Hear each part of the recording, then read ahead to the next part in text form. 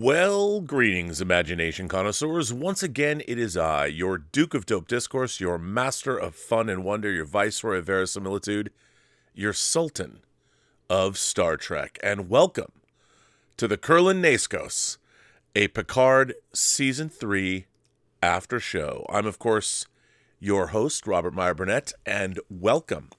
I don't think I've ever really done an after show. I've reviewed The Prisoner, and we reviewed Squid Game. I did that with Az, heel versus babyface, but I haven't done an after show on my channel. I've done them on the John Campea channel. We're still doing our Last of Us after show, but I figured I'd want to talk about when do I not want to talk about Star Trek? And of course, as everyone knows, I've been very excited for Season 3 of Star Trek Picard, which, by the way, truth be told, I've seen the first episode of Picard Season 3 5 times now, and it never gets old. It's like when Beetlejuice watches The Exorcist. It never gets old. But I think that before I jump into my thoughts about this episode of Star Trek, I'd like to sort of define my fandom for all of you. Obviously, I've been watching Star Trek since the early 70s when I was a wee lad. I remember watching it when I was 5. Here, this will blow your mind. I was born in the 1960s. I was born in 1967. I know it's crazy, right? As I get older. But so I was born during the original run of Star Trek, but I didn't watch it then. I was too young. I remember watching it when it must have gone into strip syndication in 1972 when I was 5, and I was watching it on Channel 11 in Seattle, Washington. I grew up on Mercer Island, which is a suburb of Seattle. Although I could never afford to live there now, I don't know what you'd call it. But when I was a child, the triumvirate of things that I watched, my favorite shows as a kid were Star Trek, The Twilight Zone, and The Outer Limits. Now, I still watch things like Leave It to Beaver and Saturday morning cartoons, but those are my favorite things to watch. And also on Sundays, we had Sci-Fi Theater, also on Channel 11. It was on at 2 o'clock. I went to Sunday school, nice Jewish boy. I went to Sunday school, Temple D. Hirsch, or as we used to call it, Temple D. Church, because it was definitely a Reform Judaism temple. My parents, I did not grow up in a religious household, but my mom was Jewish and my dad was Jewish, and I think my mom felt that, to save face with the other parents, I had to have a religious education, which I actually appreciated because, if nothing else, great stories were told. So anyway, as a Star Trek fan, some of the things that happened during my lifetime was, my young life, I should say, my lifetime's still going on. But like in 1975, they released the Star Trek Blueprints and the Franz Joseph Star Trek Technical Manual. And I've said this before, so for those of you who are olden days, watching me since the olden days, know that those items were created as if they were real.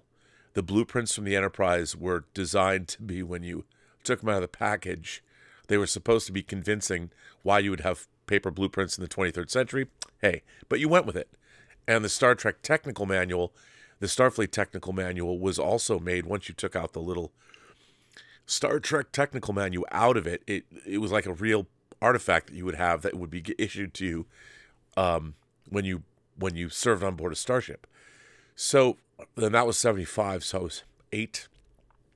So from a young age, I wouldn't say I was cosplaying, but in my imagination, Star Trek was sort of real. It was more real to me than the Bible stories I had to study. And what that says about me, I don't know. But I'll tell you something. So one of the things about Star Trek that I would do, and I started doing as a kid from a very early age, was you would extrapolate things. Like, for instance, I knew that on a starship that had 430 people on it, that we were just watching the command crew, but there was 415 other people on the ship doing things at the same time the command crew was. I was very aware of that as a kid, and I was always fascinated, like, okay, say something is happening to the ship. Whatever's going on the ship, it's affecting everybody. All the systems, all the different parts of the crew were engaged in some aspect of what was going on. We just happened to be focusing on the command crew. which brings me to something that has always bothered me. Things that people think are inconsistencies in Star Trek without taking into consideration why they might have unfolded the way they've unfolded. And what do I mean by that? And this is my favorite one of all. In Star Trek II, The Wrath of Khan, when Captain Tyrrell and Chekhov beam down to SETI Alpha, what they think is SETI Alpha 6, it's really SETI Alpha 5. And they confront Khan, they meet Khan, and Khan says, "I never forget a face." Mr. Chekhov, isn't it? "I never thought to see your face again." And of course, every Star Trek fan worth their salt will tell you, "Well, how could Khan have seen Chekhov's face? He wasn't on during the first season." And the thing that's always bothered me about that's true. We didn't see Chekhov, but clearly Khan knew him and knew his face. So rather than say that was a glaring production error, you have to look for what's an in-universe answer to that. And in my mind, when people started bringing this up after I saw the movie, now in my mind, when I watched the movie for the very first time, and I saw it 4 times opening day at the John Dance Theater, I always thought that was kind of cool, because if you remember Space Seed, where Khan is introduced, which is a first season Star Trek, the original series episode, that's the 66-67 season, Kirk allows Khan access to all the technical manuals and everything he needs to know about the ship. And with his genetically engineered intellect, the first thing that he would do, I would assume, is memorize the crew, because he has that kind of intellect. And as we also saw in Star Trek, there were all kinds of different people that rotated on and off the bridge, con and ops, whatever. There was all different people that...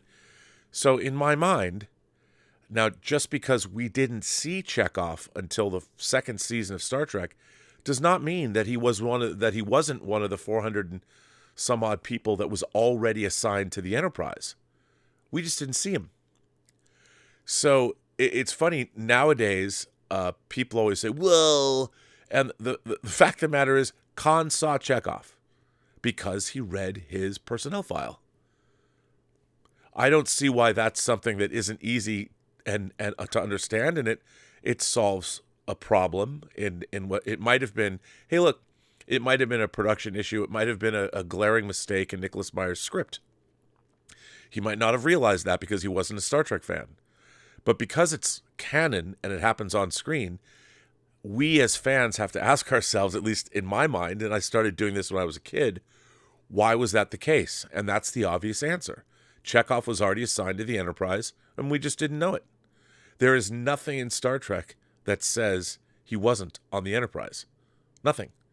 So it's not a retcon to say it's just information we didn't yet have. And one of my favorite things when I was a kid growing up were these books. And they were called, here it is, here is the Best of Trek 1. It was a paperback book. Signet put it out from the magazine for Star Trek fans. So there was a fanzine. It wasn't put out by a big publisher. It was printed by the people that wrote it. These were paperbacks, and there was a bunch of them. Here's number 2. Number 3, and as you can see, these aren't actual pictures of the Starship Enterprise. They're redolent of a Constitution-class ship, but they're not a Constitution-class ship. So these books were full of essays about Star Trek, and one of my favorite ongoing series was Star Trek Mysteries Solved by Leslie Thompson. And Leslie Thompson, I never knew if Leslie was a man or a woman, but would write, he would bring these up and offer solutions to these inconsistencies that were in Star Trek. And I used to love them because they were very, very, very Trekky deep dives into lore. And, I've always loved Star Trek lore, and I would definitely consider myself a canonista. And in the first episode of Terry Matalas's Picard Season 3, which is called The Next Generation, we have an example of something like this Chekhov situation. Now, I won't get into, there's going to be spoilers here. And I'm I'm here to, if you want to pick a bone with me or you think that I am wrong, this is a safe space in terms of you can yell all you want at me. The tip feature and the super chat there's a tip link down below. Super chats are on, as I can see some of you have sent in super chats. You can yell and scream at me all you want. You can take me up on, I'm not going to yell at you. I'm not going to tell you you were wrong or anything like that. We're here to have a discussion. But already I've gone back and forth with people about this. There is something added to the mythology of the two-part episode, The Best of Both Worlds, from Next Generation. That, of course, The Best of Both Worlds Part 1 is the last episode of the third season. The Best of Both Worlds Part 2 is the first episode of the fourth season. And in it, they have the Hellbird virus. They mention a virus that was a computer virus that affected the navigational systems on the Enterprise D during the time Picard was Locutus. Now, as people have already brought up to me and said, well, we've never heard about that before. There's 1,000 people on the Enterprise D. Clearly, like with the original series, we follow the command staff. And we don't follow the command staff in real time. And it's a good bet that when the Borg, and you have to understand, I am extrapolating here, but as an astute and intelligent viewer of these kinds of things, so they added to the mythology. It's not a retcon. What they're doing is they're adding something that plausibly could have happened. There were other systems throughout the ship. I'm sure the Borg were trying to get into the Enterprise computer systems through by any means necessary or possible. And so it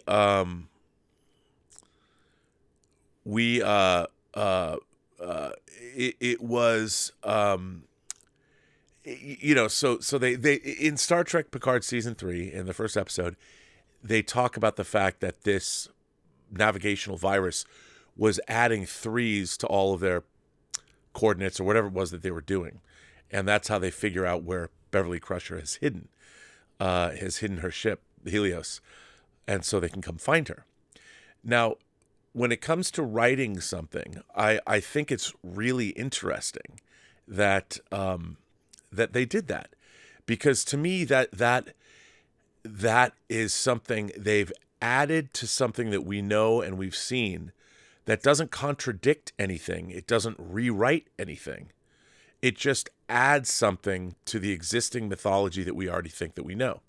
There is another example of this that's coming up in episode 4, where a starship system that we've become very familiar with from actually the animated series on, but the Next Generation on, we find out that it has another use. And we've never heard of this before. But when you realize what it is, it's a subtle thing, and maybe but it's really great. It's a really great added bit of mythology to a well-worn system that has been part of Star Trek in a big way since the Next Generation. And when I heard how that worked, I was like, that makes total sense. I was like, that's really, really great.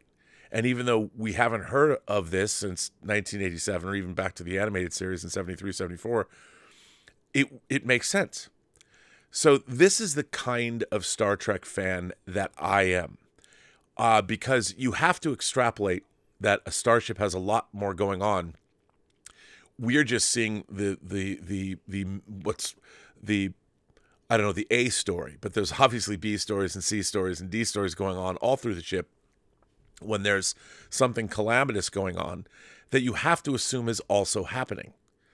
And I think what's really interesting is one of the reasons I think that the Star Wars universe was so popular and why I loved it when I first saw Star Wars opening weekend, when it opened in 1977, is you were very aware that what was going on in the Star Wars universe was just a tiny sliver. I mean, there were trillions of people out in the universe, and there were a million different stories happening all at the same time. Even one of the trailers for the original Star Wars, what you are seeing is happening right now, and I love the idea that there is, I mean, one of my favorite things when I was watching Star Trek as a kid was when they would run across another Constitution-class starship.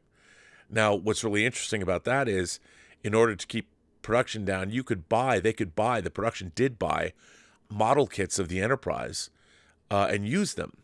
That's why the Constellation in the Doomsday Machine, back then when you bought the Enterprise, they only had decals NCC 1701. So what they did in the Doomsday Machine was they transposed the Constellation as NCC 1017. So if then, of course, when they list all the different starship registry numbers in the Franz Joseph Technical Manual, they don't really line up. But, you have to go, okay, well, that's why the Constellation was that way. But you could come up with a new in-universe way to define these things. But again, that's all up to your imagination. But I find it interesting that some people get really tripped up on this, and I've called it the legalistic way. Some people are like Christians. There's legalistic Christians that believe in the exact word of the Bible, and then there's people that believe that there's open to interpretation. I feel that way about fandom and lore. There are people with legalistic interpretations of lore, and then there are people that allow for the fact that the lore that we're hearing is not all-encompassing. And here's the thing. Here's the key. The key is when you have writers and directors and people that are going to create more Star Trek, that they're respectful of that lore, and when they create new lore, it doesn't contradict old lore. Now, here's something that somebody would say to me, something I cannot stand. In Star Trek Discovery, one of the reasons that I really, really dislike that show is because the writers of that show, and indeed the people that created the show, wanted to make Star Trek more their own. And I understand that. I understand you want to put your own imprimatur on something. It has to be frustrating when you start. Star Trek will turn 57 years old in September. And I can understand wanting to make a creative endeavor your own thing. I totally understand that. Unfortunately, in doing so, they actually, I feel, diminish characters that we've known and loved for a long time. For instance, Michael Burnham's relationship with Spock.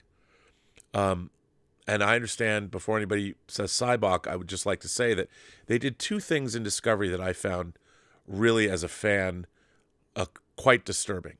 One is they saddled Spock with the Vulcan equivalent of dyslexia, which is something Spock doesn't have. He never had that, and that is a fundamental change in his character, which I disagree with. That is not adding to something that we previously existed. That is fundamentally changing something from its very conception. And that, I think, is problematic. And I don't like when creators do that. The retcon of the origins of the Doctors on Gallifrey that under Chris Chibnall's reign of terror on Doctor Who, changing all of that well-worn lore about the origins of the Doctor, I felt was the same kind of thing. And the idea that Michael Burnham was so important in Spock's life that she was somebody that we never heard of.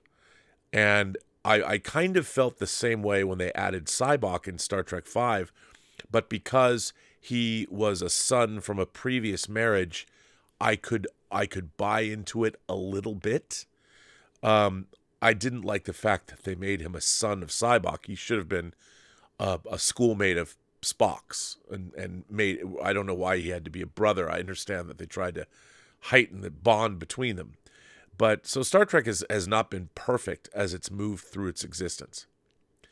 Which brings me to my love of Star Trek Picard Season 3.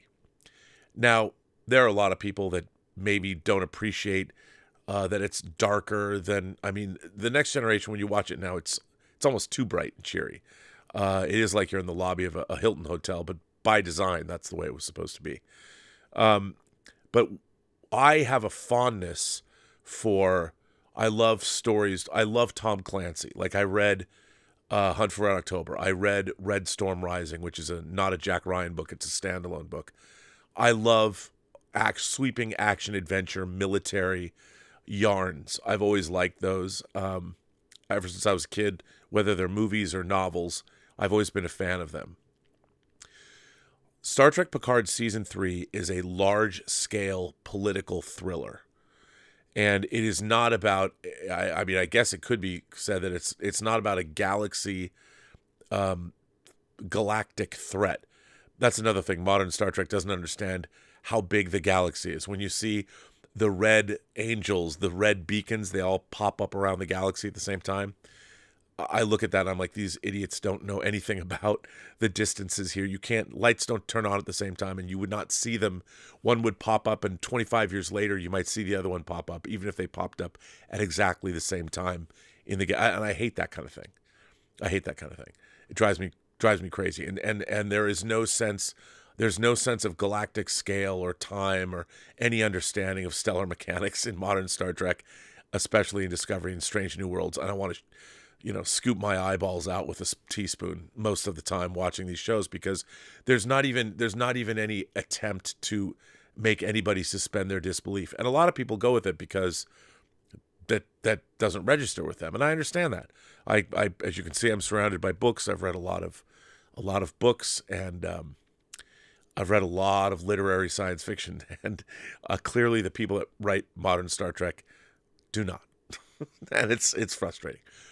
But Star Trek Picard Season 3 is just that. It is a great, big, Tom Clancy-esque political thriller that has a conspiracy.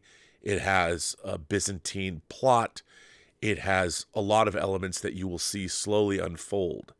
It's also about the legacy of people and what they leave down. They leave for the next generation, so to speak. They leave behind them.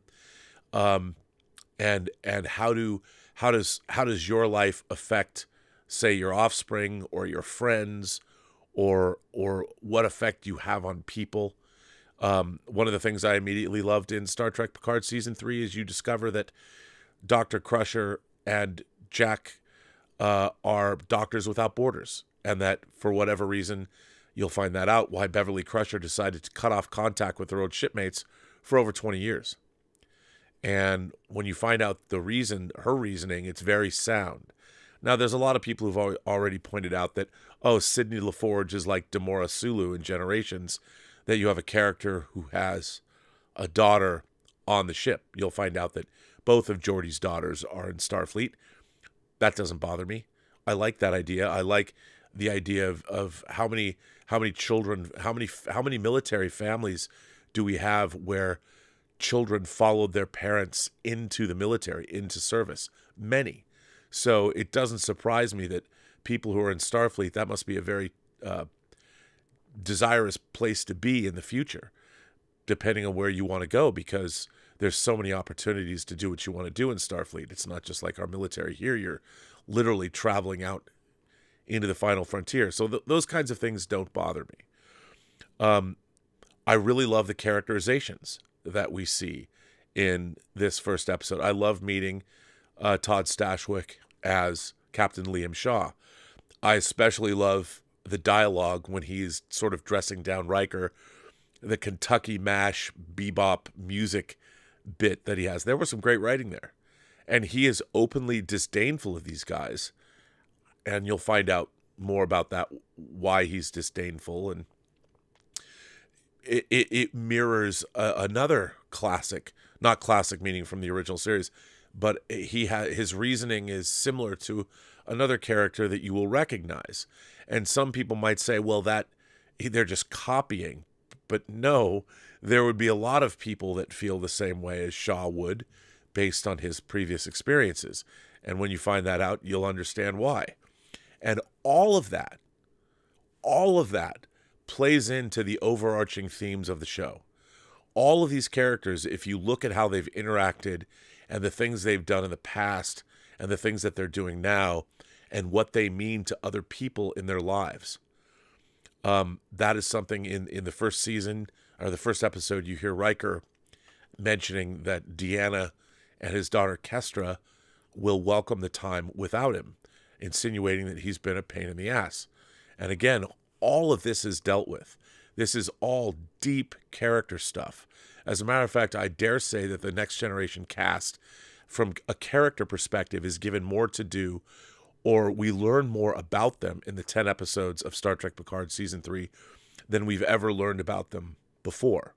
Now, I've also read some nitpicks online about Starfleet protocol and why is it that Picard and Riker, why can't they get their own ships? Well, you have to remember, I mean, they're both, like Liam Shaw says, Riker's retired. He's a captain in name only. He doesn't have a center seat. And it's not like you can just call up Starfleet Command and get a ship. You have to have a crew. You know, it's not the easiest thing in the world. You can't just requisition a shuttlecraft. Especially, remember, they've been told, trust no one and don't go to Starfleet. So this idea that they have this ruse that's at the behest of Beverly Crusher. And so, again, I always ask myself, my first inclination as a fan is, okay, I don't like this choice. But since the choice was made, and now we have to live with it, how then can I make the choice work in my own mind? And if I can't, then I have to ask myself, what were the writers thinking, and why did they do something so stupid? And so one of the things that I really love about this season, and you can see it developing, a lot of people thought that, oh, this is just a replay of the Wrath of Khan. It's really not. And I'm not going to ruin anything, but when you find out what Amanda Plummer's character, who she is and why she's doing what she's doing, it's really interesting. And you'll be like, longtime Trek fans who know their, especially Berman era Trek, will be like, oh. And not only that, it definitely allegorically applies to much of what has been going on in our world over the last 30 years. And that's Star Trek at its finest, I think. And it really gives you something to chew on. And that's one of the things I really like about this show, is through the characters and the plot machinations, you really think about what's happening. And it really has resonance. Like, for instance, in Star Trek Picard Season 1, they create this race of synths, but they're portrayed as the writers clearly, well, all the way back to Fritz Lang's Metropolis in 1927, robots and, I mean, Skynet, the Terminator series, there's been so many different depictions of AI, also even in Star Trek, that I felt that the depictions of synths and the synth uprising in Picard Season 1 was junior high level understanding at best. I mean, we're coming out of the Next Generation in the second season. The Measure of a Man already dealt with all this and dealt with it in a beautiful way. And I understand they want to say, well, Starfleet's turned into an evil organization. Again, it wouldn't, because the whole point of Star Trek is we don't have that kind of a future. And one of the great things, people always criticize Deep Space Nine for being not reflective of Roddenberry's vision. But the thing about it is that it wasn't Starfleet. It wasn't the Federation corrupting from within. It was external forces, the Dominion War, and the Founders. And they did not like the solids, and they saw the incoming threat. Now that the wormhole was open, they had to get rid of us. And they would do anything to destabilize our way of life. And what was so great about Deep Space Nine is, how does a good man like Benjamin Sisko, how does he dig deep and do what he has to do to fight this war? It's not, and how does he hang on to his utopian ideals in a post-scarcity civilization when he's fighting an enemy that is hell-bent on the destruction of your way of life? And that's one of the things that I thought, if you look at, there's a 2-part episode, I think, is it 5th season? A Homefront and Paradise Lost, which, by the way, I'm just saying, you might want to take a gander at some of those episodes, maybe. But again, those are very Tom Clancy-esque episodes as well. And that's what I really have been digging about this season.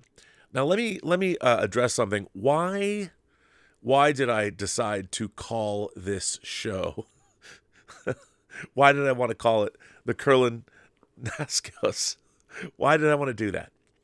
Well, because I've always seen this as metaphoric. And if you look at this graphic, that artifact that's sitting here to the left of Picard, frame left, is one of them. And for those of you who know your Next Generation, that artifact was first seen in first seen in the 6th season of Star Trek The Next Generation in an episode called The Chase. And a Kurlan Naiskos was a ceramic figure statue made by the Kurlan civilization. Because the Kurlan civilization died out a millennia prior to the 24th century, a complete or intact Naiskos was extremely rare, making them highly valuable to collectors and archaeologists. A Naiskos consisted of a large hollow body, of which the top half, and here, let me give you some pictures. Here's a close-up of it. A large hollow body of which the top half could be removed to reveal several smaller figurines inside, similar in shape to the original one. Naiskos reflected Kurlan philosophy in the sense that they believed that an individual was actually a community of individuals, each with their own voice, their own desires, and their own view of the world. Star Trek fans. All inside Star Trek fandom. Ornamentation on the surface of Naiskos indicated which dynasty of the Kurlan civilization it came from. In 2369, Captain Jean-Luc Picard's former mentor, Professor Galen Quace, gave him a complete and intact third dynasty Kurlan Naiskos manufactured by the master of Tarquin Hill. The artifact was more than 12,000 years old. Picard was clearly moved by this gift. As you can see, here he is in the episode, The Chase. The Naiskos later adorned the captain's ready room on the USS Enterprise D until the starship crashed on Viridian 3 in 2371. Picard found the top half of the artifact amongst the ship's wreckage, and upon discovering it was intact, placed it back onto the floor. Well, okay, I understand that Memory Alpha is trying to be nice, but one of the things I couldn't stand about the end of Generations, one of the many things I don't like about Generations, is when that artifact was shown, it was like he tossed it aside. He's just saying, they're saying, yes, Picard put it down on the floor. They didn't know what it was. It's David Carson didn't know what it was. Patrick Stewart didn't know what it was. And it really bothered me this artifact that was introduced in Star Trek, that, you know, because you can't expect the actors to know these things because they're just saying their lines. They're not steeped in Star Trek lore. I guarantee you Patrick Stewart does not spend any of his time, perhaps never in his entire life. If you asked him, have you ever gone to Memory Alpha? He'd look at you like you're crazy.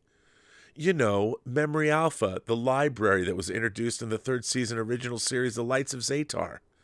By the way, if you ever meet Patrick Stewart, don't ask him that question. Don't bring up The Lights of Zatar. Don't bring up the 3rd season of the original series. He won't know what you're talking about. And please, he shouldn't know what you're talking about.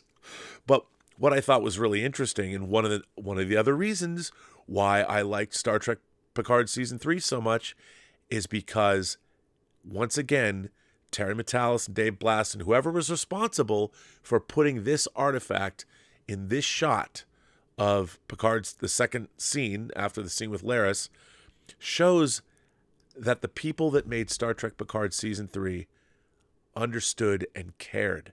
There is so much. Now, here's another thing. I've even heard the music, you know, I don't care, we'll set the world on fire. What people are complaining. If you listen closely, that music is call it a mixtape that Picard made Beverly Crusher. So, and when you see these artifacts, Beverly has clearly been looking through this stuff. Maybe a trip down memory lane. Maybe she's, now that her and Jack know they're being hunted, she's trying to figure out, because they don't know what's going on. They have no idea. They're being hunted, and you heard Jack say, hunted by many different kinds of people. Fenris Rangers, they have been hunted by Klingons. They're hunted by different groups of people, and they don't know why. You'll get a little bit more insight into that at the beginning of episode 2. But so clearly, for whatever reason, Beverly was reminiscing down memory lane before obviously the ship was attacked, and was able to get a message to Picard. All of this stuff has a reason for existing. It's all been very well thought out. And if you look closely at the end credits of Picard, there's a lot of call them Easter eggs, clues, if you will, about what's going to happen with the rest of the season. It's very subtle, but if you extrapolate on certain things, you might put some things together, and that also shows what's going on in this season. Now, I can understand a lot of people don't dig it. A lot of people might not dig the fact that there's a choice for the cinematography to be dark, moody, noir. I understand that. That might not be your taste. But to me, that's a choice that the filmmakers, the showrunners made, the DP and Terry Matalas made. And I mean, that might not be your taste, but that's something that they chose to do. So I just see that as a creative choice. So that's nothing that kind of thing doesn't bother me. It's sort of very Tony Scott, to be honest. But yeah, so this is why I really like. I'm getting a sprawling story that is very tightly constructed and really well thought out and very surprising. And as I said, there's something particularly brilliant that happens. Again, that adds to the previously existing lore of something we thought we knew about.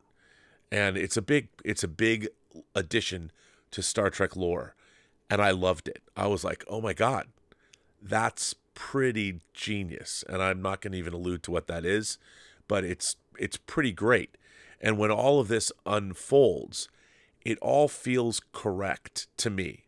Now, your mileage may vary, but I'm seeing also a schism in terms of how this show is received. I'm noticing that older fans, I think, are embracing this more than the younger fandom is. And I'm not disparaging younger fans by any stretch of the imagination.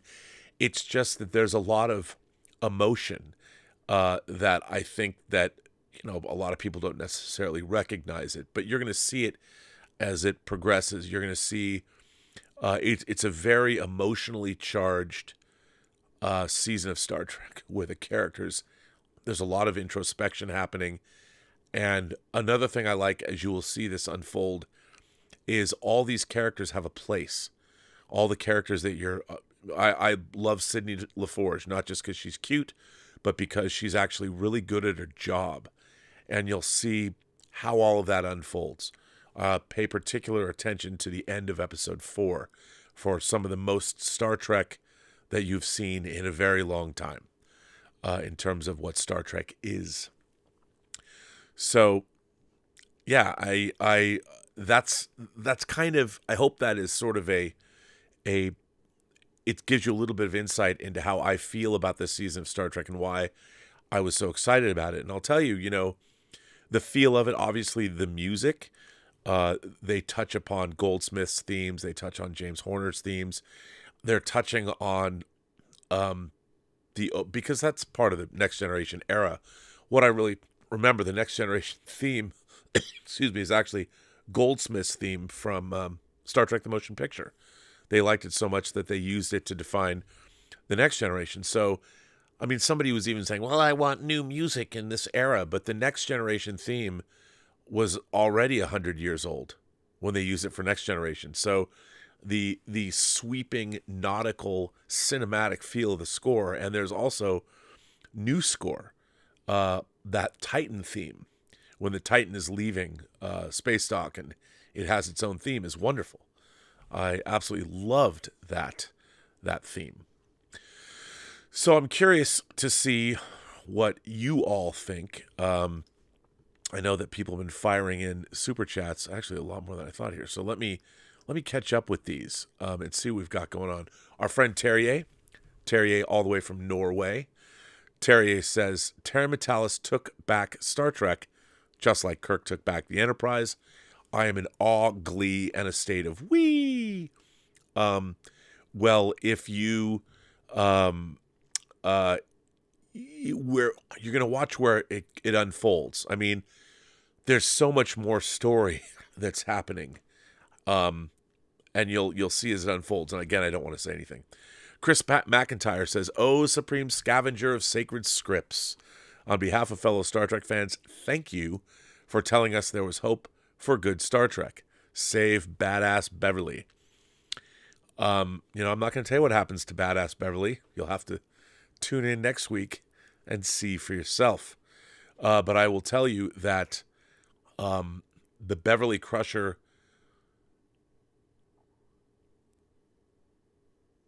there's just a moment between, you know what, I'm not going to say anything, but it's a killer. There's a killer wordless moment that will get you at the end of episode 2, and you'll know it when you see it.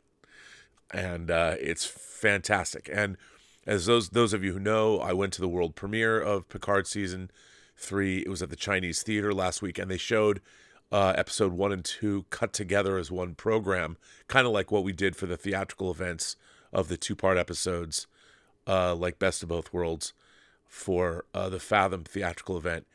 And the whole theater, you could hear an emotional response to, and it's a wordless exchange between two characters, and you'll be like, wow, this is some great Trek.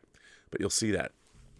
Darren L. from Minnesota is a new member of the channel. For those of you who don't know, we have bi-weekly member meetings of this channel, and we're going to have one this Saturday, and they start at 11 a.m., and they usually go to 2 or 3 in the afternoon, depending, and people just raise their hands, and we give people a chance to talk, and it's really great. So if you want to become a member of the channel and join us on Saturday, it's a lot of fun. Darren L. goes on to say, Star Trek made me want to be a better person. You know what, Darren? I love hearing you say that. That's exactly what I felt Star Trek was all about. It's about really great people being great with one another, doing great things. It was very aspirational. So yeah. I love that you said that. Life on Leo said, you were right. Picard season 3 episode 1 was amazing. Well, I think it was, it's funny that people are saying it's amazing. I think it's a great beginning. I think the season is amazing. But I think it's a great beginning, and you'll start to see more of how the storytelling unfolds, because there's a flashback structure that starts. It's not with every episode, but it's really interesting how they weave that in. But you'll see, it's really great. So I think you're gonna like it. Warren L. says, is Picard an active serving admiral or not? The script can't seem to figure it out. I think that he's an admiral, just like he's always called an admiral, but I don't think he's on active duty necessarily. I think Todd Stashwick, he says, Captain Liam Shaw says, retired. He's retired. So, I think he makes that very clear in the script. He says that, and just like Riker is a captain without a center seat. So, and I think you just have to watch out for that. So, it's good stuff. It is good stuff. So let's see. Mike, our friend Mike Alito says, to be clear, I liked the episode. However, I found it very derivative and quite fan servicey to the point of being positively Pavlovian. More needed. Well, fan servicey, like I Pavlovian, I mean, other than introducing the characters, I think that it's giving you a new framework, there's a new mystery. It's not like, and I think it gives us a lot of new things. I mean, the idea of Beverly Crusher being a doctor without borders is something new. And the fact that you haven't seen Beverly Crusher, the crew hasn't seen Beverly Crusher for 20 years is fascinating. And the fact that Seven has been promoted to first officer. And what's really interesting is the idea that I like them continuing the idea that Seven still doesn't quite know her place. Like the fact that you have to assume Picard seasons 1 and 2 did happen. And the fact that Seven is exploring her, it takes a long time for people to find their place. And I think part of this season is about that. It's about Seven discovering more about who she is and where she belongs. And I think that's really interesting. It's fan servicey in the sense that you're seeing these characters and, the fact that the they make fun of the Enterprise D, and you see the old painting, and Picard's giving it back to, or going to give it to Geordi, who's in the Fleet Museum and all that. I mean, I can understand where you're coming from, but the story itself, while there are echoes throughout Star Trek history, it has a really interesting narrative, and as you watch it unfold, I think you'll understand why I was so high on it. P.F. Dennis gifted 10 Burnett Work memberships to everybody. Well, thank you so much, P.F. Dennis. Thank you for giving people memberships. I appreciate that. Remember, this Saturday at 11 o'clock, we will have a membership chat, and it's fun. They're fun. So anybody who's a member, yeah. Professor X Parrot says, "Hi, Rob. Cautiously watched on your words. Can see the right vibe coming back, but need to see more. Thanks for spreading the word and taking the heat." Well, look, I mean, here's the thing.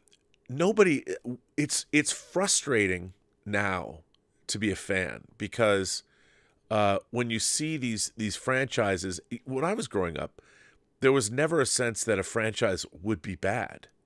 Like, what? Like if you think about like when Star Trek the Motion Picture came out, it was followed up by Wrath of Khan. Star Wars was followed up by Empire Strikes Back. Superman the movie was followed up by Superman 2. Alien was followed up by Aliens. I grew up in a time, the late 70s and 80s, and to a certain extent way into the 90s, a lot of genre material was, the idea that it was all going to suck was, how could that be? And it started to happen. I remember seeing Alien 3, being really disappointed, then finding out about the long, torturous history of that movie being made. And if you want to read or hear a really interesting story, get the Alien Anthology Blu-ray and listen to or watch the documentary made by Charlie de Lauzirika on those things. And the Alien 3 documentary is especially fascinating. I can't recommend it highly enough. But yeah, you need to see more, because you've just scratched the surface. As a matter of fact, it gets more and more interesting as it goes along. Christopher Wolf 72, who's been a member of the channel for 10 months, says, "I watched Picard season 3 episode 1, and then I watched it again. Probably going to watch it again tomorrow. Have not said that in a long time about Trek." Okay, I'm going to admit something to you guys. I lied. I actually watched The Next Generation a 6th time before I came on tonight. I was going to do the show at 8. I had to do with the dog, so I'm sorry I was an hour late, but I did watch The Next Generation again. As a matter of fact, I watched it on 2 different TVs, because I'm very curious when I watch things that are streaming now because of how they look. And to be honest, I watched Star Trek The Next Generation on my OLED, a 65-inch OLED, and it looked even a little too dark. And that's my HDR, and I tweaked that TV myself within an inch of its life. In terms of watching discs, it's perfect. Picard looked too dark on that set. I then watched it again. It's an old set. It's a 65-inch plasma, but it looked better on the plasma. And I think the OLED crushed or brought the blacks down a little too much, because it's not balanced for broadcast. It's balanced for discs. Rampage Predacon says, "Was it just me, or did the design of the ships hunting Beverly look like the Son'a ships on Star Trek Insurrection?" I think they kind of had a Son'a vibe, sure, but there are other ships. I mean, I like the design of those ships. I mean, here's the thing. Again, good question, because what I brought up at the beginning of the show, it doesn't surprise me. There's also Cardassian ships that look like, one of the things that you don't really know is, and I can't really get into why, but call them the antagonist ships. Where did they come from? And I guess it really doesn't matter. But if you think about it, they kind of echo certain Cardassian designs. And it makes sense when you have a warp field that has to be created within the Star Trek universe, that there is a similarity to ship design when you have to rely on two warp engines or a controlled singularity like the Romulans use, whatever they're using to create warp fields.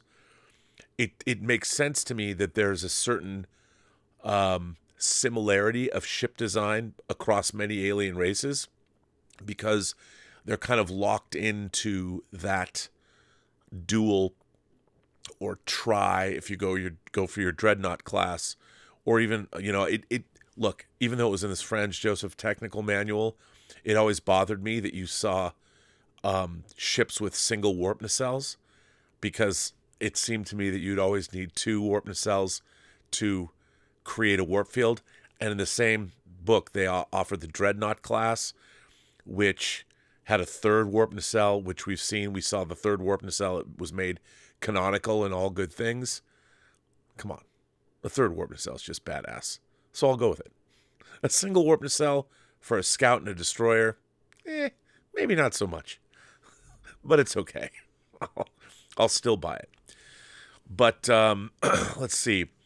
Tips. There's some tips that people have sent in as well. Let me go and get those from you. Well, we have one from Doomcon.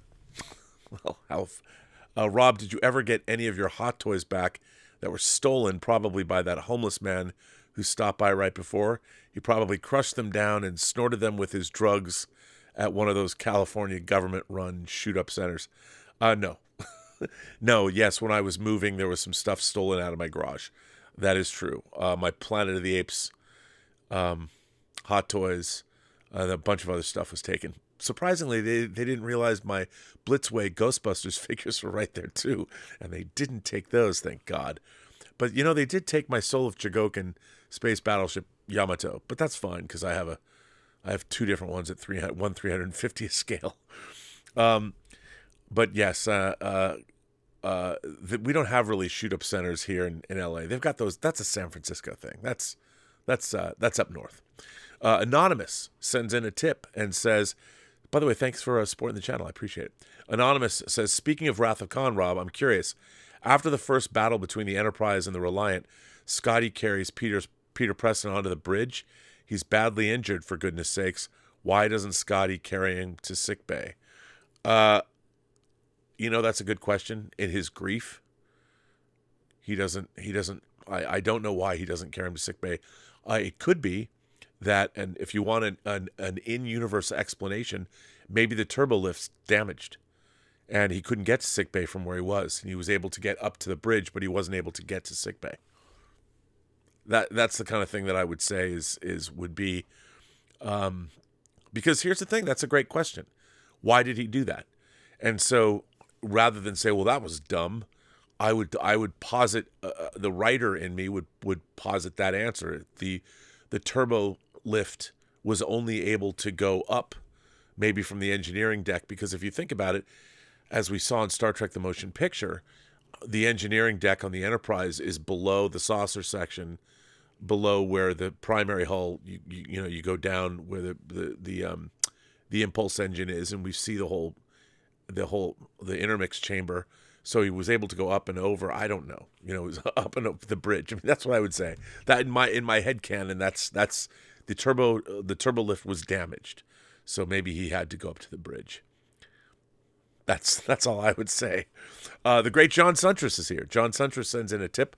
For those of you who don't know John, he has a podcast that's essential listening to. It's called the Word Balloon podcast. The Word Balloon podcast. He's been doing it for years. And he has had, if you're a comic fan, the reason it's called, Word Balloon, he has incredible guests, a great pop culture podcast. John is out of Chicago, and he's been a broadcaster for a long time. John says, politics? That's what has been missing in New Trek. What do the classic alien races think of these status quo changes? Romulans, etc. That's what made Berman-era Trek great. I love the Riker Picard moments, just like the best little moments in the original series films.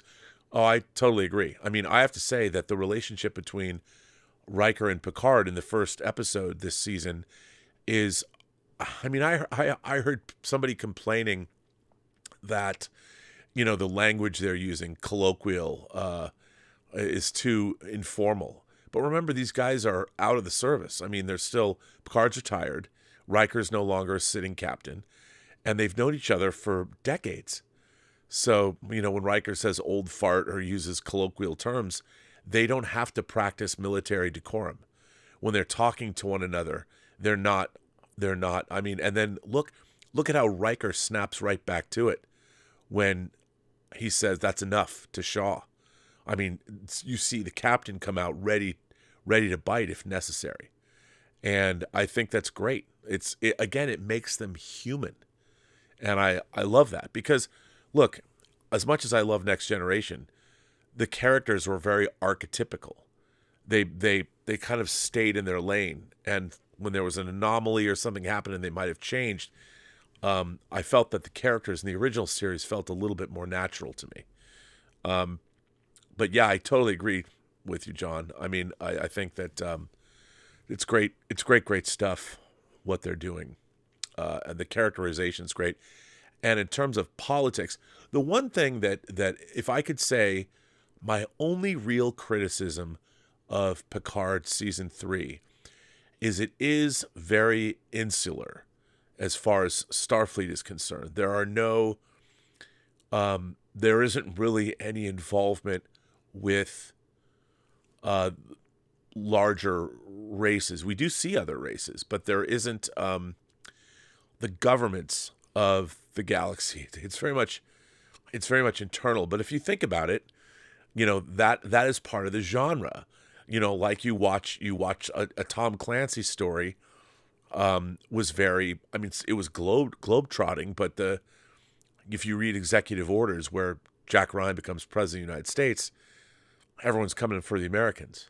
And this is very much a Starfleet story and a Federation-centric story. And it takes place in a very short period of time. So there's always a ticking clock, which you'll find out about. And there isn't really any time for the larger ramifications around the galaxy to play out. But it's definitely political. And you'll see that toward the middle of the story that's unfolding. Anonymous says, "Hi, Rob. As soon as the episode opened with in the 25th century, I had a smile on my face. Great Wrath of Khan nod. The music was lovely. I liked the mystery, the Picard and Riker banter. I can't wait to watch the rest of the season now." Well, Anonymous, first of all, thanks for supporting the channel. You're so right. I mean, when I saw that it's those of you who know I was involved with the Axanar, I was making a feature film, a Star Trek. It was a fan film, but our fan film started in the 23rd century. It was, and for those of you who've ever watched my effects reels, something happens in the second episode that's right out of something that I was doing for Axanar. It's literally almost exactly the same thing. And I know somebody has already asked me about this. I don't think anybody necessarily involved with Star Trek Picard saw that effects reel that I did, but it was dated 2015. And if you do see it, you'll know. but I had a big smile on my face when what happens in episode 2 happens, because for those of you who know, it's great. It's really good, and I smiled from ear to ear when it happened. But you'll see next episode. Justin Toner says that tip about the opening hooking me was forgot to add my name. Our own Justin Toner was not expecting the reveal of Beverly's new son. Can't wait to find out who his father is. Yeah, I mean, that's definitely something that's going to unfold. And by the way, that plays out through the season, and it's really well done. It's really well done. And I think people are going to like it. let's see. Where are we? Um, let's go. I'm going all the way back. And okay. Michael Nemo sends in a tip. Thanks, Michael. Brandon Braga said that by today's standards, Enterprise would be considered a massive hit. That's true. He says that actually in the documentary that for our Enterprise documentaries that we did. Discovery fans tell me that there wouldn't be 5 seasons of the show if it wasn't a hit or popular. BS. Well, it's really interesting. So numbers came out about Paramount Plus and Paramount Plus subscribers, and they're up to like 77 million subscribers. Most of that has been driven by the Taylor Sheridan shows, but also Star Trek has contributed to it. But all of the Star Trek series are now on Paramount Plus. So the question is, from a business standpoint, look, the Star Trek franchise now as a whole, all of it has value. And as far as this is terrible to say, but from a corporate standpoint, it doesn't matter what the shows are. Like, ultimately, they now have 57 years worth of Star Trek. And no one at the corporate level is delineating between which shows are which. Now, they are certainly, when Star Trek Picard, this is why it's important to support Star Trek Picard Season 3 and watch it. Because those analytics, real-time analytics, they can look at those analytics and see.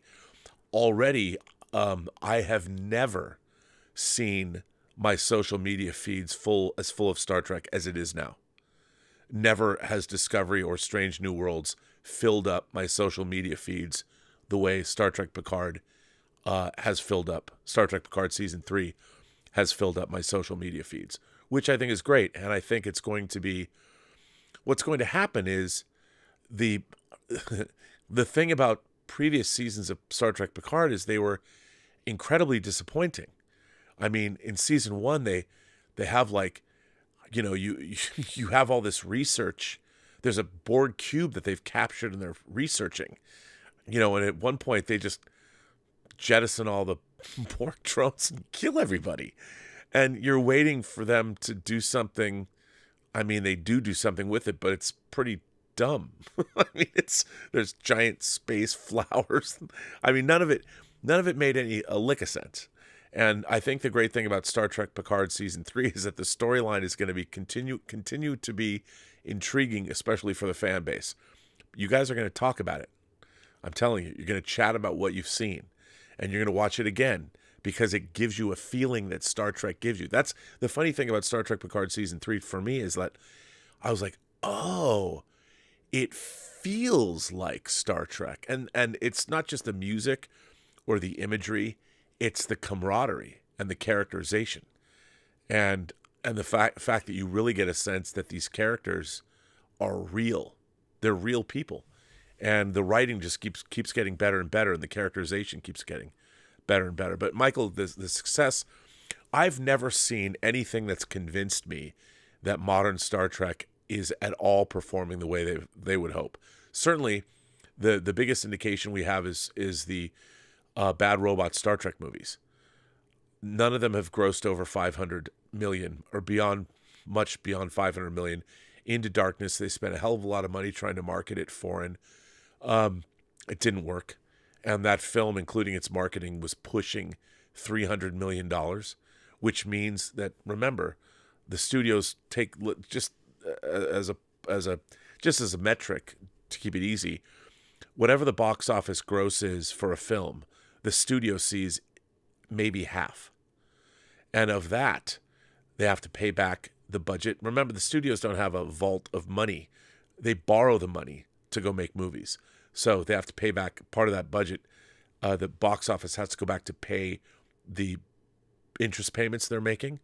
It has to pay, and this seems crazy, but part of what happens when a movie is made is that the studio charges their overhead, their entire operating budget during the time the movie was made, which could take sometimes 2 years, and they charge the production for it. So studio overhead, that's why there's studio accounting. That's why this movie didn't make a profit. How come this Harry Potter movie has never made money? Well, because, hey, it took 2.5 years to make this movie, and the entire operating cost of Warner Brothers. We had all of those things. It had to be all written off against the budget. But you've made 10 movies, and don't you amortize the cost? No. No, each movie gets to write off. It's against the budget of the film. It's all creative accounting. But all three of those Star Trek movies were not huge hits. If they made $1 billion, yes, like the Transformers franchise. But they didn't, because Star Trek is a niche market. Anybody that's making Star Trek movies for $150 million is not making them correctly. The biggest lesson I think that can be learned by anybody who's making Star Trek in the future, what Terry Matalas did was he made a bottle season. Most of the shows, if you look at these first 4 episodes especially, sure, you're on Matalas, the planet Matalas, where the recruiting station is, and the where this District 6 is. So you get outside, but that's not a very big set, and it's at night, it's dark. So brilliant use of a small set. You've got your 10 forward set that they're repurposing from Star Trek Picard Season 2. But most of the action is shipboard, which means you're on standing sets. They wrote to standing sets, which means you keep the budget down. Which you can, when you want to do other things, like have some big effect sequences, you have money for that. But the thing that Terry Matalas and his team has to get credit for is keeping the budget down. It was still expensive, don't get me wrong. But it's a bottle show in the sense that most of the show, especially the first 4 episodes, you're on the La Serena set that Rafi's in, talking to her handler, whoever that might be. And that's a set that they inherited. You've got your bridge set that you had from previous seasons, redressed. It's great. It's brilliant producing. And yet that's what the Hunt for Red October, you're on a submarine. That you don't, if you have a great story, you don't have to go globe hopping and planet hopping and go to 10,000 different locations. And it was not shot on the volume stages. So, I guess some of it, no, I don't think it was, because it's LA. I don't think it was. That's interesting. I don't know if they use the volume. So Joshua Liming says, I loved this episode. It finally felt like Trek after a decade. The callbacks, the influences from the past were perfect, especially loved the music. Well, a lot of people talk about that being fan service, but when you're dealing with people that you're dealing with your characters from the past, I mean, they bring with it. What's really interesting to me and what makes Star Trek Picard Season 3 so fun is when you meet these characters, they feel like they've progressed the way they should progress. You like them all, and you're like, okay, this makes sense to me. They talk about in episode 1 how Geordi runs the Fleet Museum, which presumably I would assume, wink, wink, nudge, nudge, that the Fleet Museum has a lot of different starships in it. And I'm sure Geordi loves that. That's why he's a Commodore at the Fleet Museum. So that makes sense to me. Who knows what's at the Fleet Museum? I bet that'll be interesting if we get to see it. So yeah, I agree. It felt like Trek after a decade. Star Trek Discovery, another thing is that you really feel that there's a chain of command, there's a military structure, and that's part of the genre. That's what makes it fun, that there's an actual military structure to what's going on, which is something that we've missed. Kelly Rhodes says, the compilation of Trek theme music throughout the episode's awesome. I'll tell you, the music is great.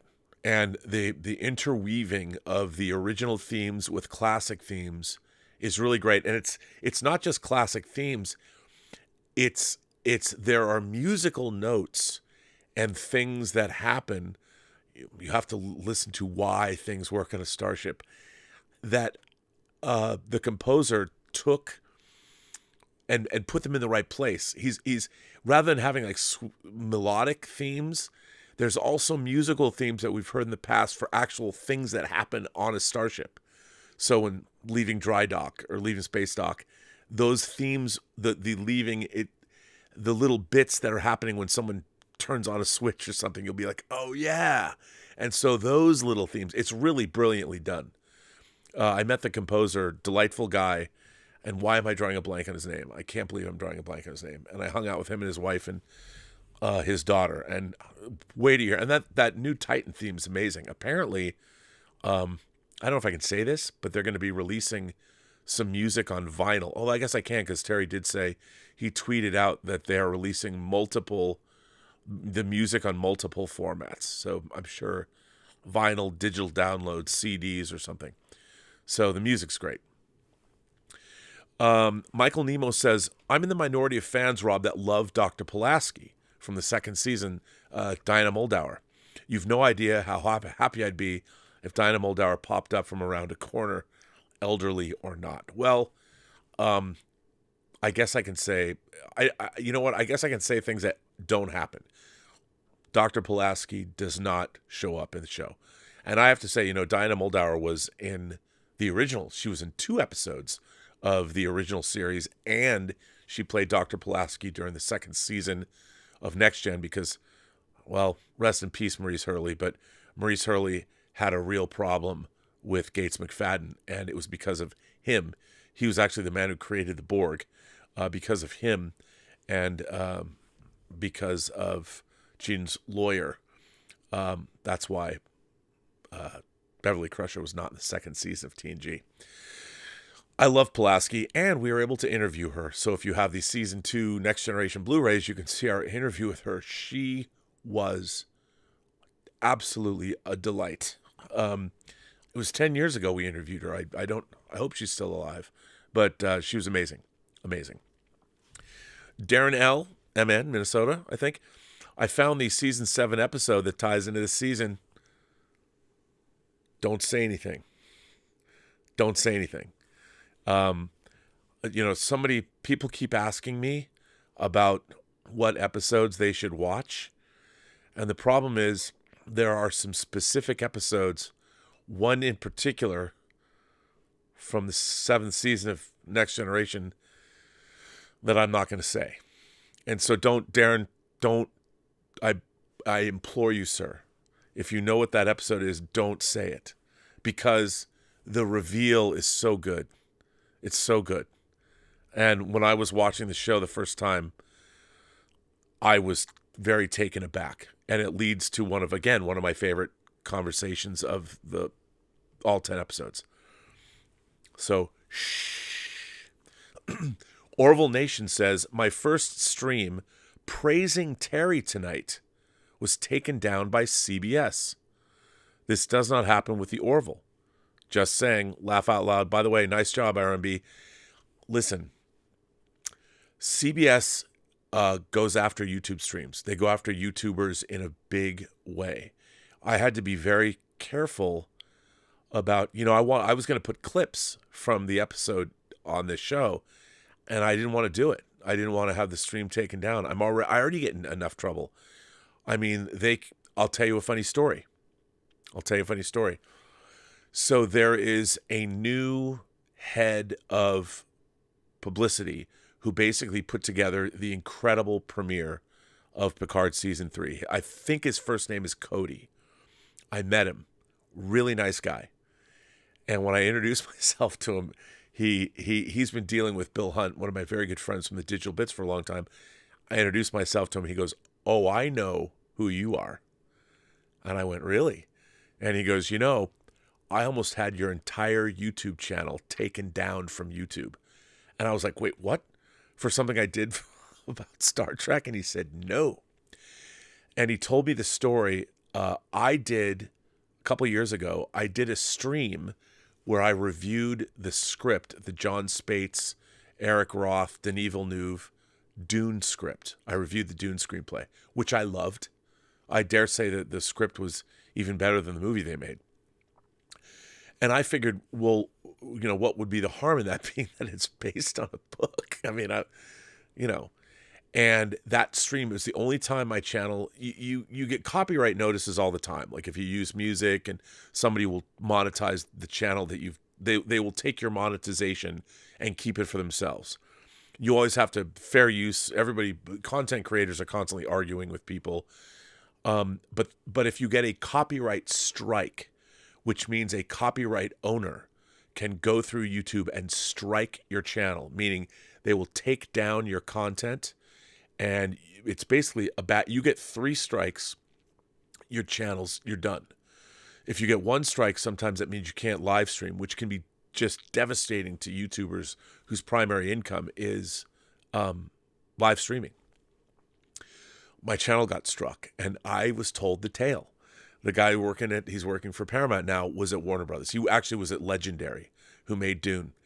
And somebody came, like there was a very high level meeting, it had nothing to do with me.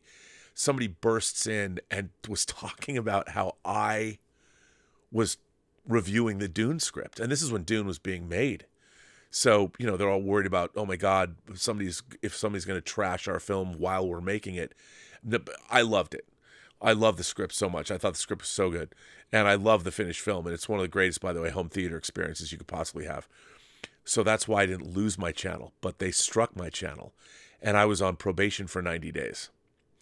I didn't even know that until I went to the premiere and met the gentleman who couldn't be nicer. And what a party he threw for Star Trek Picard season 3. But it was interesting. So it's really sad to hear that CBS is going after streams. I mean, look, I understand they have to go after streams, especially, but if you're showing clips or things, if you're just opining about Star Trek, they really can't do anything. And I'm surprised they haven't come after me, because I've been talking about Star Trek Picard season 3 for 6 months. But as I was told, it's because I've been very effusive with my praise. And so normally, I mean, if it was about Axanar or it was about something else, it might be a different story. But I truly have loved this season. So Bradley Michael says, love the episode, but Raffi was still pretty bad. I mean, and also she doesn't fit with the Next Gen crew, but I will say this. Raffi's story and her position will grow on you as the season progresses. I don't want to say what happens, but she has a place that is earned in the season. I know a lot of people are not big fans of hers. I certainly wasn't. I mean, she's literally a woman of color who's a drug addict and lives in a trailer. I mean, come on. Thank God. I mean, obviously, I think it's really interesting that she's an intelligence agent. And all I can say is see where that goes. And get back to me in a couple episodes. But I totally understand. Darren L. MN asks, which character has the best arc in Picard season 3? You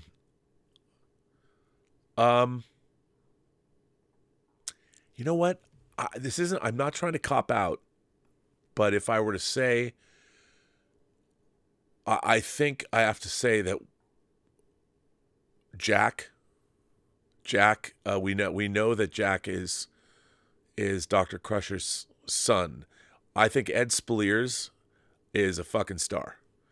And when you see he has a great storyline, a great arc this season. He's great. And I think Todd Stashwick, who plays Liam Shaw, great arc. And Riker has an arc. Remember when he said that Riker says that Kestra and Deanna will appreciate his absence. He has an arc. And 7 of 9. There's a lot going on. So, but Ed Speleers, man, that guy's a star. And what's really interesting is I noticed there was a trailer for the serial killer show You, the Netflix show You, and I guess Speleers is in the back half of it's the 4th season part 2, and Ed Speleers takes front and center, and that drops March 12th. So he's going to have 2 shows concurrently on at the same time. I mean, that guy is a star. And I guarantee you, when you watch all this show, I mean, the real tragedy is you're gonna want the next season. When this season's over, you're gonna be like, what? What are we doing now? Let's go. Here it is. Because because that'll be great.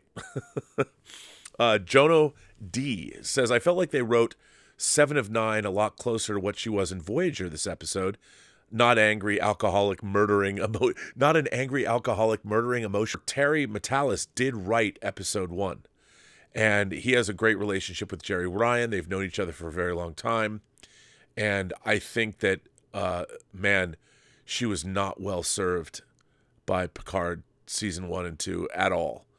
And I think that Terry really has a handle on the character. And you can see that his love of the characters are there. NJR 1984 says, I haven't been this excited for a first episode since 2017's Twin Peaks. Yeah, I mean, I think you're going to, but remember, it's just the beginning. So, but it's a great way in, I think, and report back. I can't wait to hear what you all think. Michael Nemo says, if I had gotten this episode of Picard season 3 instead of the Vulcan hello in 2017, I wouldn't be the terribly traumatized Trekster that follows you today. Well, you and I, sir, we park our shuttlecraft in the same shuttle bay. Yes, Michael, I hated, boy, did I hate the Vulcan hello. I hated that. And I hate it. You know, I wish one day that, that Brian Fuller, I wish he can't, because he's still a co-creator of Discovery. A man's still getting paid. And I will never deny anyone getting money for their work. But I think that Brian Fuller's Hannibal is one of the finest genre, certainly the best horror, but one of the great genre TV shows of all time. And what he did there, what Brian did there was, I mean, you talk about subverting expectations. He took Thomas Harris's well-trodden lore. I mean, we had Michael Mann's Manhunter, we had Jonathan Demme's Silence of the Lambs, we had Ridley Scott's Hannibal, and I forget who directed Hannibal Rising, but we had seen those things before, and Brian Fuller really reinvented, and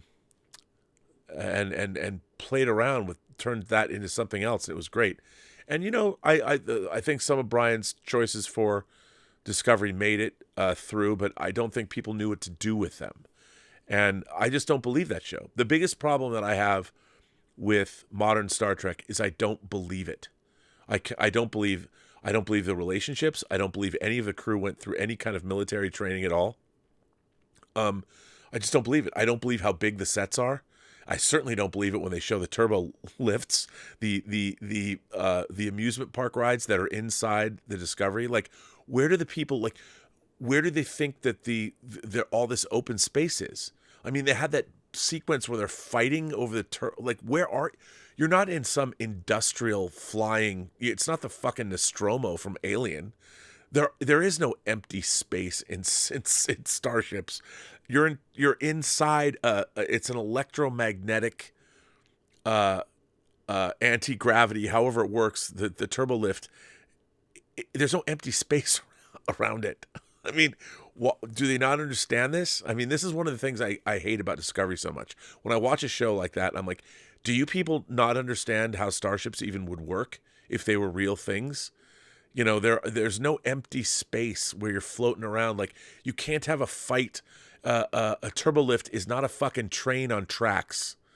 You can't. It's not like Bond fighting at the beginning of Skyfall. I mean, come on. Or pardon me, at the beginning of Skyfall. It's so bad. I hate it. But yes, Michael, I'm with you. Warren L. says, do you think Picard Season 3's Thunder will be stolen when Axanar is released soon? No. No, I don't. I don't at all. Axanar being released soon. Yeah, let's see. You can watch, if you want to watch Prelude to Axanar, remember, Prelude to Axanar came out in 2014, and the scene I directed, the Vulcan scene that stars Gary Graham as Soval, you can watch the Vulcan scene, and we shot that in an afternoon with one 20-foot green screen that we moved. And by the way, the Vulcan scene is natural lighting with just bounce boards by design.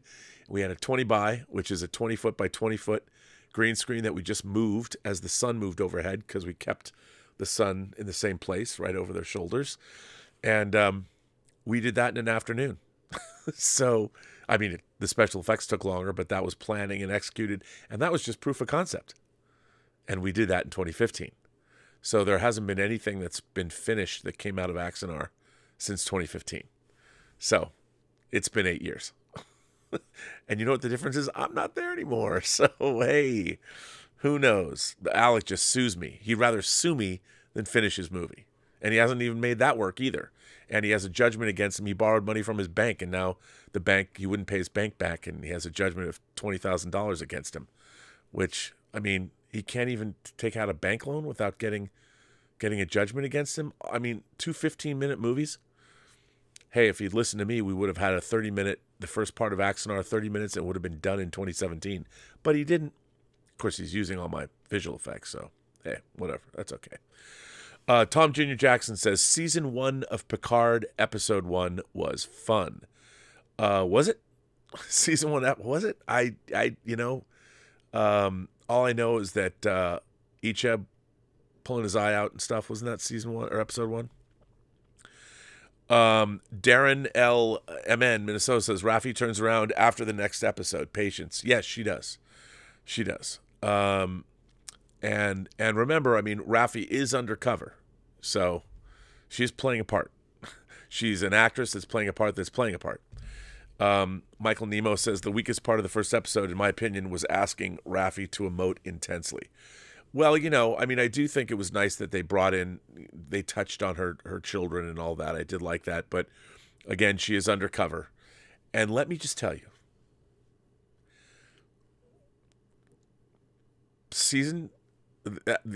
episode 2, just wait. The rewards of season 2, I assure you, will be worth waiting for, especially what happens with Raffi. That's all I'm saying. Jeff Yerke, the Yerk Man, the Yerkster. Love the first episode. Love the musical cues. Love Todd Stashwick and Jerry Ryan. Absolutely crushed it. Engage. I think episode 2 is called Disengaged, if I remember correctly, which I thought was cool. The Yerk Man. Well, Yerk Man, it's always good to see you, Jeff. And as always, say hello to Mrs. Yerke. One day we will meet, all of us, and we will break bread and drink beer, or better yet, drink whiskey. I like the Stashwick's line about the Kentucky Mash, bebop. I mean, Terry wrote that. That was I love that. I got to remember that. I gotta go back and watch it again and memorize that bit of dialogue because it's great. Darren L. MN once again goes on to say, Strange New Worlds looks pretty, but is hollow and a ripoff. It is, and all their good stuff stolen without credit. And what they've done to the Gorn is unconscionable. The horrible alien ripoff that they turn the Gorn into, it's shameful. It's one of the most, talk about what they do, Doctor Who. What they've done to the Gorn on Strange New Worlds is unforgivable. First of all, that everyone knows who the Gorn are, it's like, come on, man. And what they did to the Romulans in the final episode, the ripoff of Errand of Mercy, Errand of Mercy, Balance of Terror, was terrible. I hated that. Darren goes on to say, Hannibal was artistic and gorgeous, some good and some bad. I was a big fan. I was a big fan of what they did in Hannibal. I loved it a lot. Well, listen, I think that I've gone through all of your super chats and tips, and I want to thank you for supporting this channel in the way that you do. I want to thank my moderators for being here and being great moderators. Although I don't know if I think Tom Jr. Jackson's here. So thank you for that. And I want to thank everybody. Justin Toner is also here. He's moderating as well. So thank you guys. I appreciate it. And for all of those 11 people got members gifted to them. And I want to remind all of you that we will be having member chats this weekend. By the way, some old guy in Hawaii says, gotta ask, Metalis Prime, laugh out loud. Well, there's a warlord, Metalis Prime. It's canon. It's canonical. From was it second season of Picard? There's a warlord named Metalis. No, Metalis Prime is canon. It has previously been mentioned. So yeah, Metalis M apostrophe. That's a cool name for a planet. Um, I like it. I think it's good. But yeah, laugh out loud. Some old guy in Hawaii says. Nick, my friend Nick from Echo Base Network says Picard season 3 episode 1 was an okay start, but I had some nitpicks about it. Check your DMs after the show. Yeah, a lot of people have been nitpicking it, but I mean, all I can say is that wait and see. But yeah, no, I understand. I mean, it's always a taste issue, definitely an issue of taste and all of that. Yeah. So we shall see. We'll definitely see what you guys think. We're gonna get another episode dropping next week. I think it's Disengaged. And then the third episode is called 17 Seconds. And the fourth episode, I don't remember. I don't have my episode titles down cold yet, even though I've seen them enough. But I have to read them to memorize them. But 17 Seconds is a great title when you find out what that title means. It's really good. So I want to thank you all for joining me. We will be back for the second episode of this show. And the Kurlan Naiskos, a Picard Season 3 After Show, Episode 2, Disengaged, next week. I hope you join me. I'm very curious. I want to hear all of your thoughts. Put them in the comments below. Send them to me. Find me on Twitter. I'm an easy man to find. It's interesting. People sure want to blame me. It's great. Love it. So if you want to engage with me, do that. If you're a member of the channel, join us on Saturday. Tomorrow night is Midnight Musings with Lael Rockwell, and we're going to talk about, of course, I'm sure the Flash trailer and Quantum Mania and Star Trek Picard Season 3. What's not to love? A lot of good stuff coming at us for us imagination connoisseurs. By the way, you're going to notice there's going to be a big rebranding of the channel in April. And a lot of interesting, percolating things happening. You'll notice we have a new show called The Otaku Experience, brought to us by King Tannic, Israel. It's a great show if you're a fan of anime, and I am. I think he does a great job. Again, he's a young creator. He came to me. He made a great film, actually a great documentary, and asked me if he could do the show. I put it on the channel. We share revenue. And love what he's doing. And so if you have any ideas for shows, it is, after all, the Burnett work. And if anybody out there wants to make a show, take a look at what King Tannic does for the Otaku Experience. Episode 3 dropped today. And I'm looking for something like that and of even higher quality. But I think he does a really great job. And we'll see. So give me a buzz if that's what you want to do. And on that note, I would say only a fool fights in a burning house. That's just something somebody said in the third season episode, Day of the Dove. I always love that. That's a great Klingon saying, only a fool fights in a burning house. Or was that an Errand of Mercy? See, I'm mixing it all up. There's so much Star Trek to know. It's tough. But I believe it's Kang. I think Kang said that. Day of the Dove, right? Either way, what a great sentiment. Only a fool fights in a burning house. And I'm going to go drink some Kentucky Mash and listen to some bebop because I like jazz. Anyway, on that note, remember, every person you meet has a story to tell that you have yet to hear. And all you have to do is listen. And on that note, live long and prosper.